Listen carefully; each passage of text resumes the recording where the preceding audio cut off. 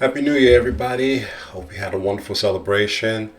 And I guess you kind of get an idea of what I'm going to talk about because this New Year's didn't really start off the way we planned. So let's just get into it.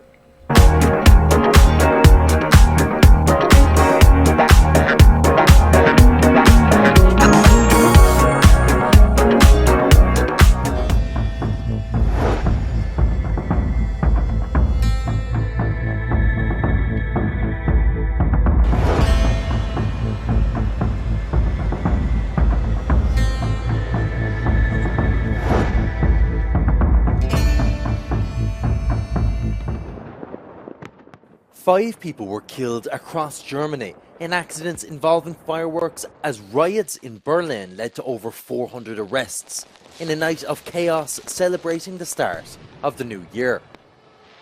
A 24-year-old died after his homemade firework went off prematurely, while 2 others died after fireworks exploded in their hands.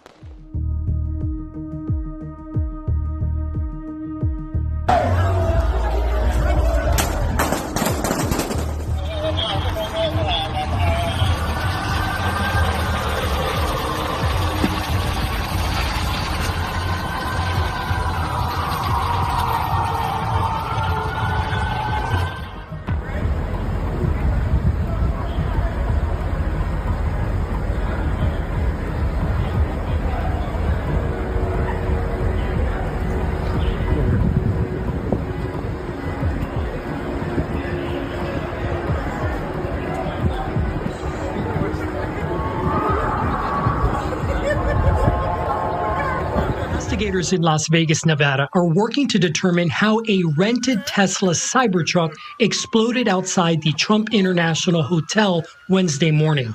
Smoke was coming from inside of the truck after we noticed the flash and the explosion, and I'm going to show you that first video. That's the Cybertruck parked right in front of the doors. At a joint news conference Wednesday afternoon, the sheriff of the Las Vegas Metropolitan Police Department said the charred Cybertruck was filled with gasoline canisters, camp fuel canisters, and large firework mortars. It was rented through Turo, the same app used to rent the truck in the New Year's Day terror attack in New Orleans. Yeah, Pedro, Charlene, right now an active investigation is underway as they try and track down 3 to 4 men that shot at a crowd outside of the Amazura nightclub, sending 10 people to the hospital. I want you all to take a live look right now at this active crime scene. Investigators are hard at work. About 30 markers are down right now. Again, this happened right here in Jamaica. They are looking through every inch of this frozen crime scene. Now, it appears that there was a private event that was taking place at this space with about 90 people inside when those bullets flew around 11:30 last night, causing panic, injuring 6 women and 4 men between the ages of 16 to 20. 10 people, including 2 children, have been killed in a shooting rampage in Montenegro in southern Europe. Authorities say the shooting followed a bar brawl where the gunman shot the owner and his family, as well as his own family members. The gunman then continued to shoot people at 3 more locations in the capital city of Cetinje. The attacker has been identified as 45-year-old Ako Martinovic. The man died on his way to hospital from self-inflicted gunshot wounds. Montenegro's Prime Minister says the attack is shocking.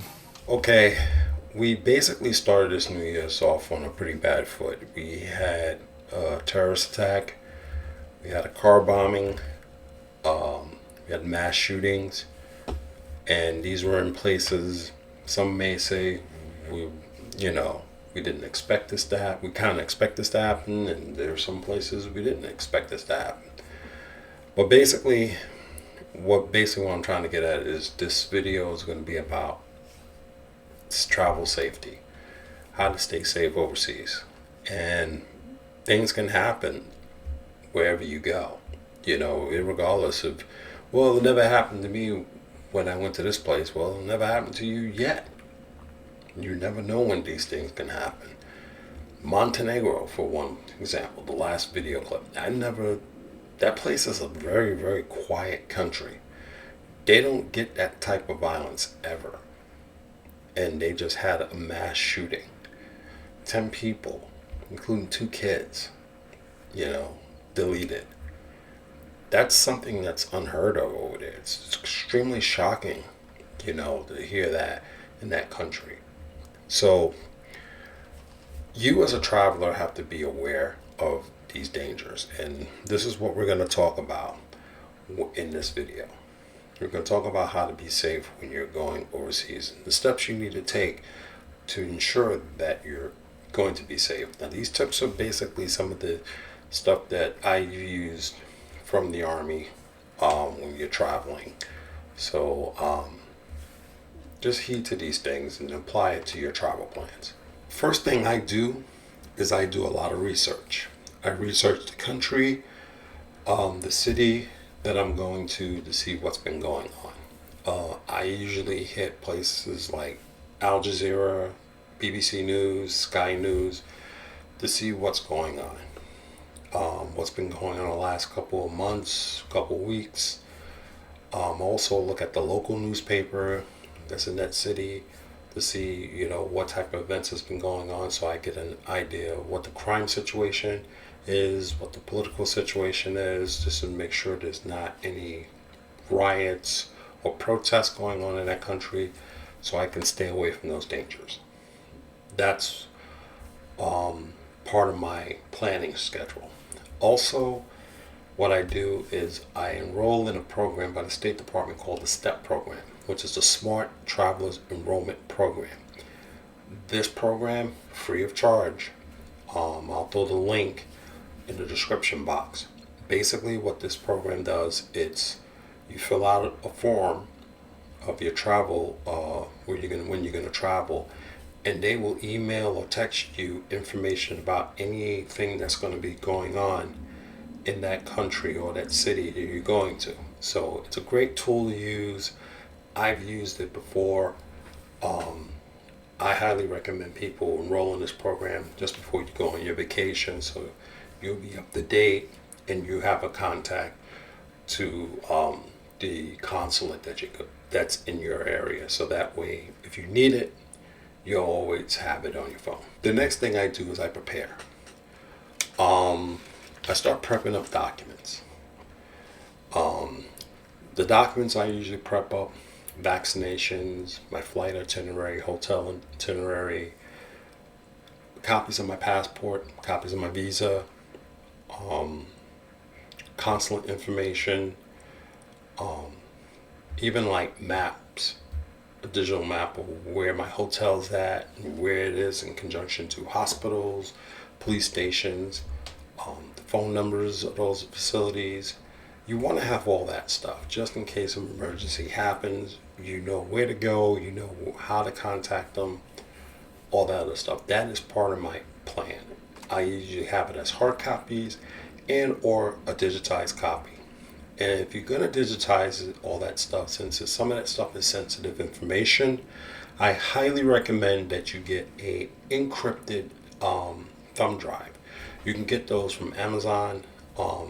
They cost like $100. It's well worth it. You can reuse it every time you go on a trip. Just put all that information on that thumb drive. It's well worth it. It helps secure your information, and it's just a wonderful tool to use. Travel insurance, that is a must. And I'm not just talking about the ones that you get when you buy your ticket, but your own personal travel insurance plan from an outside company. Because the ones from the airline tickets may not be able to cover you. So I have my own plan with agency that if I get sick or injured, they will cover my cost. Make sure you have your name, number, and the phone number of the company, so that contact will be able to, the hospital will be able to contact that company to make the arrangements as taking care of your fees and stuff like that. Also, you may want to have insurance just in case something tragic may happen. That is something you may want to discuss that with your family members who may be in the United States, so they can bring your body back home. It's an unfortunate topic I have to mention, but it's a realistic one. So you want to get that type of insurance where they can be able to get your body back home for burial. just in case something bad happens. Again, it is an unfortunate topic we have to talk about, but again, those things do happen, and you want to make sure that you have the funds to do that because it can be very costly. Equipment. I do have an Amazon store coming up, but I do have the affiliate market link on some of the stuff that I carry when I go overseas. A lot of safety stuff, a lot of things that are going to be very efficient. You may want to go check those links out. I'll throw that in the description of the affiliate market. Take a look. I have some great stuff over there that will be very, very convenient for your travels. One of them is a portable travel safe where you can put your valuables in when you're at your Airbnb, because I know Airbnbs generally don't really have a safe unless the owner puts ones in there, but for the most part they don't have a safe, so you want to get one of those. Also, you want to get a separate wallet for just travel purposes. Generally what I do is I have one of my old IDs in there. I'll put a credit card and I'll carry the local cash in there, while my other wallet that has all my other credit cards and stuff stays in the safe. So that way if I lose my wallet or if I get robbed, they just get the minimum stuff, while the major stuff is still in the hotel room. A burner phone, same thing. A cheap old phone, it may cost you $100. You use that for taking your photos and videos and stuff, rather than your expensive iPhone or Android phone that, cost you a lot of money, because those phones are hot commodities in foreign countries. So you really need to be careful of that. Destinations. Choose your destinations wisely. I go to the State Department's State of Travel Advisory website. I'll throw the link in there. It's broken down into 4 categories. Level 1, 2, 3, and 4. 1 being the safest, 4 being the dangerous. I know there are guys that go to level 3 countries, which means reconsider travel, and they go there and they don't have any issues. However, you're basically still going in a hornet's nest. Colombia has been a country of my interest to go to. However, it's a level 3 country and there has been some issues there. I still on the fence on whether I really want to go there or not. A lot of people say you should be okay, but at the same time, I really don't, because of the fact it's a level 3 country. Even Brazil, it's a level 2, and I've been to Brazil and I didn't have any problem because I stayed in the safe zone for the most part. It's just a choice, but really put some real serious thought into your travel destinations. I mean, things can happen in a level 2 place. In this travel advisory, you're going to see it will give you various informations, even things about not going to this section of town because of this going on, this crime or this terrorist group or what have you. It will give you more guidance. But I highly recommend, in general, I just stay with 1 and 2 just to make things a lot easier for me. But again, it's going to be your decision overall. But I would use the travel advisory as my guide to choosing the destination that I'm going to go to. I hope you got something from these tips. I hope it works well for you. Please be safe traveling, because the world is getting dangerous. There's a lot of things happening. Now we're seeing terrorism make its comeback. Lone wolf attackers are probably the most dangerous attackers to detect, because you just don't know when they're going to strike. You don't know who they are. And what we just had an example, we just saw that with this New Orleans attack. We just saw that with the Germany attack. So please exercise caution when you're traveling. Utilize these tools. They're very, very helpful. Okay? So be careful out there when you're traveling and use a lot of common sense, please. Because at the end of the day, going to certain places that are dangerous is not worth it. It really isn't. So let's stay safe this travel year, okay? And I'll catch you guys next time.